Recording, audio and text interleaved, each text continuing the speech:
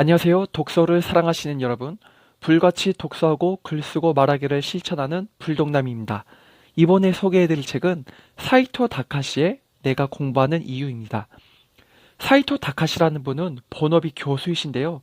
교수 외의 활동으로 문학, 교육, 상담 심리, 인문학 등 다양한 분야에서 활동 중이십니다.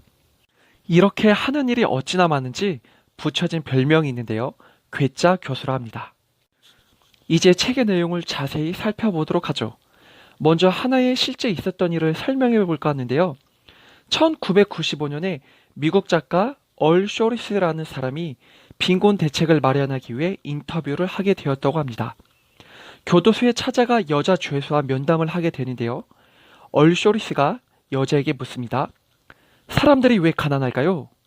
여자 죄수가 대답하기를 극장, 연주회, 강연 등이 없어서죠. 인문학 말이에요. 자, 이 말을 들은 얼 쇼리스는 큰 충격을 받고 집으로 돌아옵니다. 그리고 하나의 모임을 만들게 되는데 클레멘트 코스라는 인문학 강의 모임입니다. 약 31명가량의 노숙자 및 약물 중독자가 참석했는데요. 최종적으로 17명이 수료를 하게 되고 이 중에서 치과의사 2명이 나왔다고 합니다. 또 다른 출신의 전과자는 약물 중독자 상담센터의 실장이 되었다고 합니다. 무엇이 이들을 변하게 만들었을까요? 바로 공부입니다. 공부가 노숙자와 약물 중독자들을 인간답게 사는 법을 가르친 것이죠. 많은 사람들이 공부라는 단어를 들으면 아주 고통스러운 표정을 드러냅니다. 앞서 언급했듯이 공부가 인간답게 만들어주는 행위라고 생각하는 사람이 몇 명이나 될까요? 오히려 공부는 명문대학 또는 직장에 가기 위한 하나의 수단으로 보고 있지는 않을까요? 여기서 우리는 한 가지 정확히 짚고 가야 할 것이 있습니다. 공부를 호흡에 비유해 볼게요.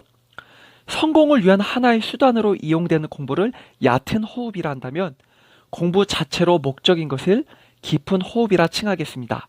얕은 호흡의 단점이라면 자신의 목적을 성취한 이상 계속해서 공부를 하지 않는다는 것이죠. 공부를 그만두게 되니 어떤 현상이 일어날까요?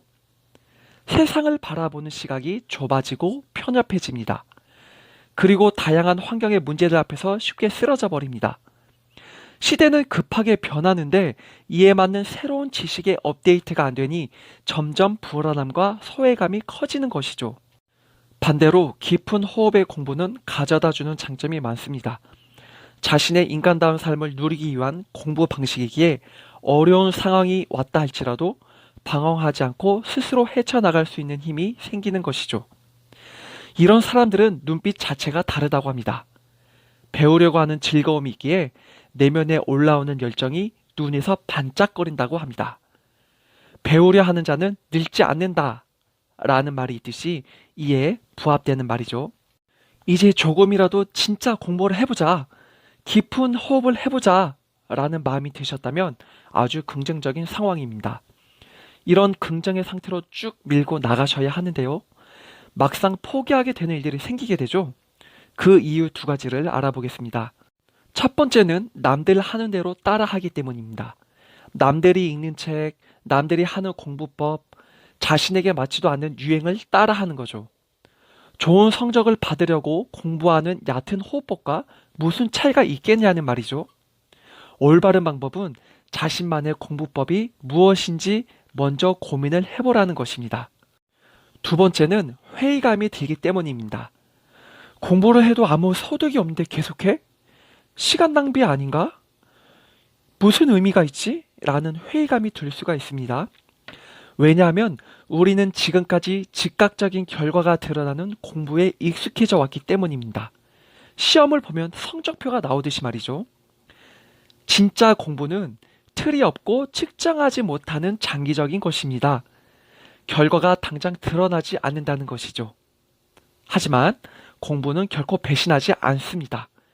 우리 몸 어딘가에 저장되어 있다가 때가 되면 크게 드러날 것입니다.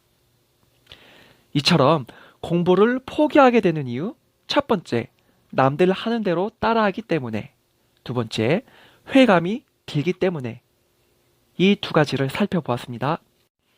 다음으로는 우리가 진짜 공부를 할 경우 얻게 되는 장점에 대해 알아보겠습니다. 첫 번째는 유능함의 오류에서 오는 실수를 막을 수가 있습니다. 유능함의 오류가 무엇일까요? 유능한 사람들은 과거의 성공 경험과 숙달된 노하우가 있습니다. 하지만 이러한 유능함이 함정에 빠뜨릴 수 있는데요. 자신의 생각만이 옳다고 주장하는 사람들입니다. 만족감에 빠져 있으니 자신의 부족한 부분을 보지 못하는 것이죠. 이럴 때 진짜 공부가 유능함의 오류에 빠지지 않게 도와줍니다. 공부를 한다는 것 자체가 자신의 모르는 부분을 인지하는 것에서 출발하기에 모든 상황을 긍정으로 받아들이게 만듭니다. 새로 들어온 지식이 우리의 고정관념을 깨트리는 것이죠. 두 번째는 전문가 바보에서 탈출할 수 있습니다. 전문가 바보라는 말은 무슨 뜻인가요? 한 가지 전문 분야에 능통한 사람을 전문가로 합니다. 이 말은 반대로 그 외의 분야에서는 비전문가라고 할 수 있겠죠. 그만큼 한 가지 도구만 가지고 있으면 넓게 보지 못한다라는 말입니다. 마치 망치만을 들고 있는 사람이 모든 것들을 목과 연관지어 보게 되는 현상과 같습니다. 반대로 진짜 공부는 인간다운 공부를 하는 것이기에 다양한 분야를 다루게 됩니다. 다양한 분야를 다룬다면 우리에게는 넓게 볼 수 있는 도구가 생기는 것이죠. 같은 문제를 두고서 한 가지 도구를 사용하는 것과 다양한 도구를 사용할 때 어느 쪽이 더 창의력 있고 문제 해결력이 높을까요? 물론 다양한 도구를 사용할 때이겠지요. 세 번째는 자신만의 아우라를 갖게 되는 것입니다. 공부를 통한 다양한 나무들이 내면에 심어지게 되면 자신만의 개성이 생기게 됩니다. 남들이 갖고 있지 않은 나만의 특성이 생기는 것이죠. 이렇게 나만의 개성인 아우라가 생길 때면 저절로 자신감도 생기게 마련입니다. 또한 자신감이 있는 곳에는 따라오는 것들이 있는데요. 바로 성취감과 희열입니다. 이러한 희망으로 가득 찬 내면의 상태는 방황과 고독을 내쫓습니다. 특히 중년층에 계신 분들은 은퇴를 전후로 갈등이 크실 텐데요. 진짜 공부를 통하여 즐거움을 느껴볼 수 있는 최적의 시기가 아닐까 생각해 보게 됩니다. 마지막으로 네 번째입니다. 진짜 공부를 통하여 성숙한 인격을 만들 수가 있습니다. 공자의 논어를 보죠. 논어를 보면 인과 예를 중시하는 것을 볼 수 있습니다. 공자는 당대의 지성인으로 많은 제자들을 거느릴 만큼 명성이 높았던 사람이지만 배움 앞에서는 비록 아래에 있는 사람이라 할지라도 겸손했다고 하네요. 무엇이 그토록 그를 지성과 덕망을 갖게 해줬을까요? 바로 공부입니다. 공부를 통하여 소크라테스도 만나볼 수 있지 않을까요? 소크라테스는 질문 던지는 것을 중요하게 생각했었습니다. 소크라테스식으로 다음과 같은 질문을 던져볼까요? 당신이 생각하는 행복이란 어떤 것인가요? 그 이유는 무엇인가요? 이러한 질문에 잠시 생각해 보셨으면 합니다. 우리들은 사회에서 관습적으로 통용되는 생각을 자기도 모르게 받아들이고 무관심하게 살아갑니다. 그래서 중요하거나 값진 것들에 대해서 크게 체감하는 것들이 약합니다. 만약 죽음을 앞둔 사람이라면 어떨까요? 사람들의 말소리, 창밖에 흔들리는 나뭇가지, 눈부신 햇살, 이러한 모든 것들이 새롭게 인식되지 않을까요? 죽음 앞에까지 가야 이러한 질문을 하시겠나요? 아니면 진작에 공부를 통하여 질문을 던지시겠나요? 선택은 여러분에게 달려 있습니다. 이제 마무리 짓도록 하겠습니다. 책의 마지막 부분은 진짜 공부를 위한 실용적인 팁들을 말해주고 있는데요. 저자는 사이토식 공부법이라고 부릅니다. 간단히 몇 가지 알려드리겠습니다. 첫 번째, 독서를 할 경우인데요. 먼저 흥미가 있는 것을 골라 독서를 시작하시되 읽다 보면 새로이 관심이 가게 되는 주제가 생길 것입니다. 그러면 다음 독서로 넘어가실 때 그 주제 관련 분야를 선택하여 뻗어나가시면 되겠습니다. 이러한 방법을 관계지도 독서법이라 합니다.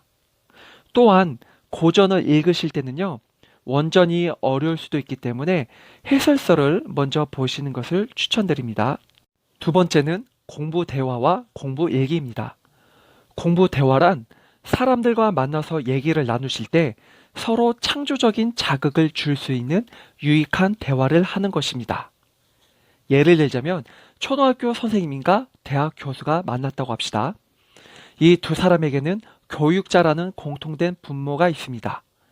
교육자로서 학생을 가르치기 위한 창의적인 방안 같은 유익한 말들이 있겠죠. 다음으로는 공부 얘기입니다. 일기를 쓰라고 해서 부담 가지실 필요는 없어요. 단지 그날 배운 공부 내용을 세 줄만이라도 적어보는 것입니다. 하루에 세 줄뿐이지만 이게 쌓이면 큰 즐거움을 느끼시게 될 텐데요. 시간의 흐름 속에 자신의 성장글이 시각적으로 확인되기 때문에 느껴지는 만족감이 크게 되는 것입니다. 자, 여러분. 이렇게 사이토 다카시의 내가 공부하는 이유라는 책을 살펴보았습니다. 더 많은 내용을 원하시면 읽어보시는 것도 추천드립니다. 다시 한번 강조하지만 인생의 방황은 진짜 공부가 없기 때문에 생기는 것입니다. 지금 이 시간 여러분들을 이끌어줄 만한 단 한 권의 책을 선택해 보시는 것이 어떠신가요? 앞날이 크게 바뀌실지도 모릅니다. 희망만이 가득하기를 응원할게요. 지금까지 시청해 주셔서 감사합니다.